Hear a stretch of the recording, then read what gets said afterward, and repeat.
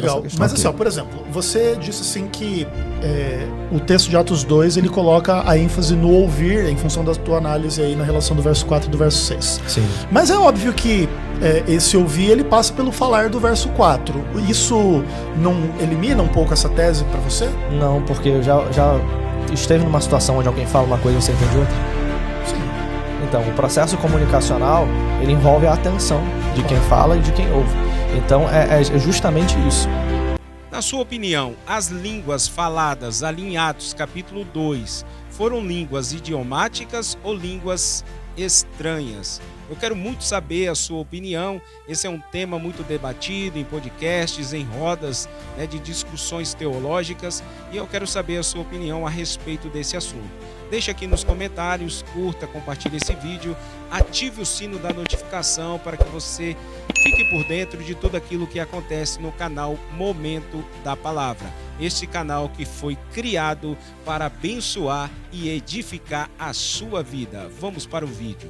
Você concordaria, Mateus, que o dom de línguas, ele teria que ser mais na direção da língua estrangeira ou não, em função de desenvolvimentos da história da igreja, já tem cristãos no mundo todo, Sim. Isso é menos importante do que era no começo e hoje as línguas estáticas tomam um pouco a precedência? Não, eu consigo dizer o seguinte, eu vejo na história da igreja línguas estrangeiras. Na Bíblia, vou até ser bem sincero, em momento nenhum eu vejo saindo da boca dos falantes em línguas estrangeiras. E aí, se me permitir, eu exponho. Mas lá em Atos 2, por exemplo... Como que você vê? Sim, isso, exatamente. É o que acontece. O doutor Cássio Murilo, especialista em exegese da USP, gosto muito dele, ele fala o seguinte, né? Que na hora da gente analisar um texto, a gente tem que fazer a delimitação da perícope. Coisa simples, que a gente já conhece. Uhum. Na perícope, como é que você entende que uma perícope iniciou e fechou? Ela geralmente traz elementos do cenário, ou seja, onde aconteceu, traz elementos dos personagens, do movimento e tem sempre uma palavra-chave. O início e final da fala também. Exatamente, isso. O início e o final. Tem uma conclusãozinha ali. Quando a gente olha para Atos 2, detalhe, esse preciosismo não é visto em qualquer autor. Lucas, Paulo, o escritor os Hebreus, são autores que usam dessa característica. Uhum. Em Atos 2, do 1 até o 4, a gente consegue perceber uma microperícope. Qual o local que eles estavam? Primeiro ponto, né, o cenário, o local. Cenáculo. Qual a posição deles? Eles estavam assentados. Qual a manifestação que ocorreu ali? Línguas. Não sabemos exatamente. Aqui ainda não tinha dito, né? Qual era a natureza da língua. Qual a comparação que essa língua é feita? Como que de fogo. Fogo não fala inglês, português, nem nada. Pelo contrário, se a gente for estudar a alquimia antiga... São duas línguas. Uma é que e apareceram distribuídas entre eles línguas como que de fogo que pousou sobre cada um deles. Essa aí é uma língua... parecendo um fogo visível. Não é a língua que eles estão falando. Então, aí a próxima e todos passaram a falar em outras línguas. Então tem duas línguas, aí a palavra é a mesma, mas parece que uma é visível em cima da cabeça deles e outra eles estão falando. Não porque a palavra assim. vistas ali, pastor César, não deve ser levada em consideração visual. Ela deve ser entendida como um sentido de foram testemunhadas, foram avistadas, foram percebidas. Entendeu? Tanto que o verbo ali, ele não é esse verbo de enxergar, mas o verbo de perceber, eido. Então tem essa diferença. Então, mas o epi, ali o prefixo... O epi que aparece lá, fala sobre. Que é em cima deles. Exatamente. É tipo assim, está sobre essa multidão, essa manifestação, esse movimento. Não necessariamente em cima deles, entendeu? Senão deveria ser hiper, não epi. É que epi, por exemplo, epitáfio, é a pedra que fica em cima do túmulo. Exatamente. Epílogo é o que vem primeiro em cima do texto. Exatamente. Epifania já não é. Epifania seria a manifestação que vem acontecendo à vista de todos. O epitáfio é aquilo que deve ficar à vista de todos. A pessoa morta está embaixo. O nome dela, a coisa está à vista de todos. Que epifania, o senhor é professor de grego? É que epifania, eu não sei se é esse prefixo, porque o epifania... porque vem de fané, que seria da ideia de fanorese, de manifestação, e epi. Mas voltando. Você entende que eles ninguém enxergou línguas de fogo? Porque imagina isso também, não tanto pegando a questão do grego. Imagina Deus vai lá, pega como se ele fotografasse uma língua, colocasse uma imagem de fogo nela e aparecesse em cima da cabeça de cada um. É muito risível isso, né? E eu percebo que a ideia ali é realmente de que foram avistadas, percebidas. Todo mundo está percebendo o movimento de uma linguagem que é entendida como fogo. Ou seja, por que o fogo? Aí, né, inclusive o pastor César discorda desse ponto, eu entendo por conta de Mateus 3:11, e também a gente pega como que eles entendiam fogo naquele tempo. Os estudos de alquimia mostram que a principal característica do fogo era queimar e se espalhar. E parecia realmente algo que queimava dentro deles pela emoção que eles estavam manifestando. No verso 11 fala que eles pareciam bêbados, andando de forma cambaleante. E, de fato, depois vai dizer que pousou sobre cada um deles, indicando uma espécie de espalhar. Então, para mim, o fogo... sobre cada um deles, qual que é essa ideia? Porque foram vistas. Você falou, não é vistas, não é literal. Exato. Tá. Mas sobre, que é o epi, cada um deles pousou. Tem esse termo lá no pousou, sim, né? Sim. Eu não lembro como é que fala em grego. Não, ali é o catabaino, né? É isso aí. Ali a questão é a seguinte: quando a língua vem descendo sobre eles, é justamente porque eles entendem como movimento divino. Uma coisa que eles esperavam vir do céu, que veio sobre eles. E aí, mas como que isso te ajuda a se desvencilhar da ideia de que eles falaram em outras línguas no verso 4? Exatamente. Eu vou terminar aqui a análise da perícope para a gente poder concluir. Então, assim, nós temos esses pontos, tá? O local era esse, a posição, assentados, a manifestação é línguas, o termo usado por eles foi glossa, a comparação foi com fogo. 5 coisas. Quando vai para o verso 6, tudo isso muda. Eles não estão mais dentro do cenáculo, estão fora. Eles não estão mais assentados, estão de pé andando como bêbados. O termo usado não é mais glossa, é dialectos, que é um termo mais preciso para idioma. A manifestação que acontece com eles ali é de línguas idiomáticas, mas aí depois a gente vai ver o verso 6 como que explica isso. E a comparação não é mais com fogo. Então parece-nos que existem 2 microperícopes aqui, onde em uma eles começam a falar em línguas ininteligíveis, eles vão para o lado de fora e essa língua, quando em contato com os ímpios, as 18 nações que estavam ali, ela passa a ser ouvida por eles como língua estrangeira. E aí entra o ponto. Foi no ouvir ou foi no falar? E a gente responde. Ó o que diz o verso 6. Quando, pois, se ouviu aquela voz. Perceba que está falando ainda de voz. Né? Afluiu a multidão. A multidão vem sem saber o que é. Chega perto porque é uma voz. Que se possuiu de perplexidade. Porque cada um usou via falar. Aqui é o seguinte, você tem 2 verbos juntos. Toda vez que você tem 2 verbos juntos, o verbo ouvir e o verbo falar, na mesma categoria, um governa sobre o outro.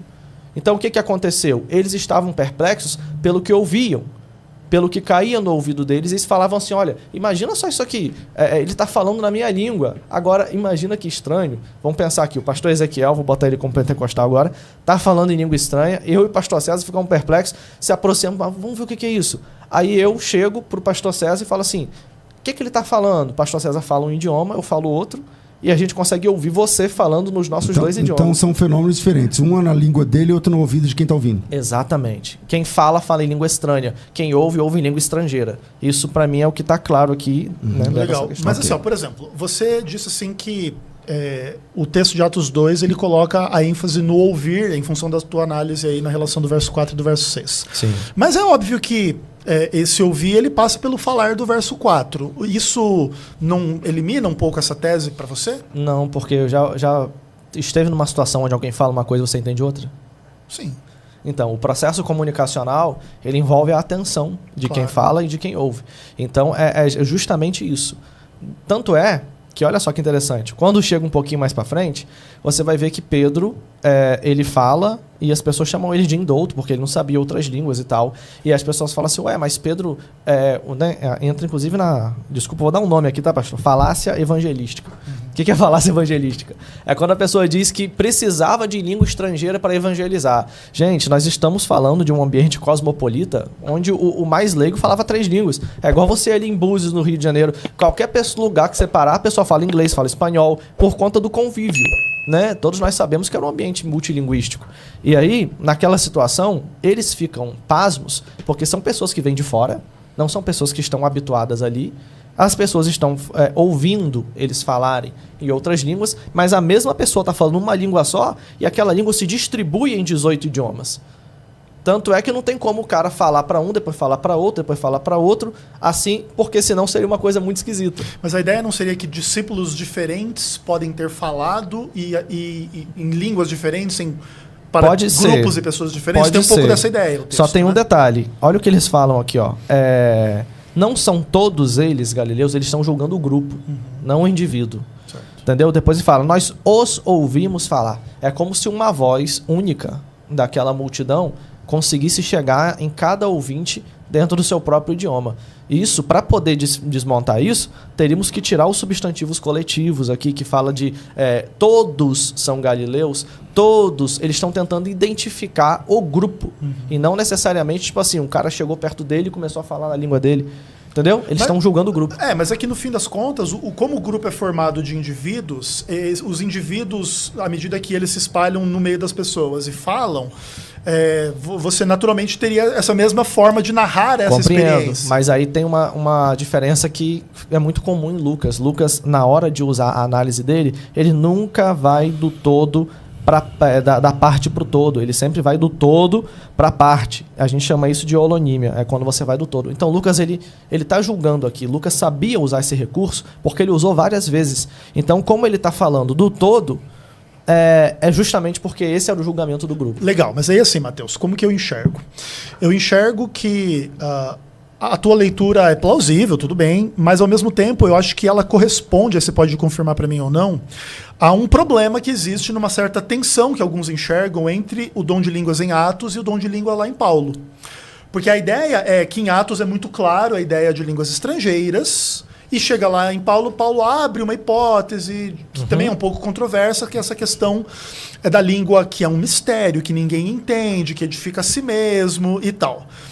A sua leitura, ela tenta resolver esse problema? Então você enxerga um dom parecido com o que Paulo fala lá em 1 Coríntios, aqui nos primeiros versos, para depois, tipo assim, não ter essa distinção entre a língua estática do pentecostalismo e o fato claro de que aqui é línguas estrangeiras? É exatamente aí que entram as três camadas. Eu identifico 1 Coríntios 14 com Judas 20, onde nós temos a oração em línguas.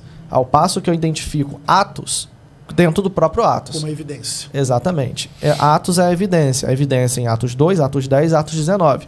Quando chega 1 Coríntios 14, Paulo nem fala sobre batismo com o Espírito Santo. Ele fala só das línguas.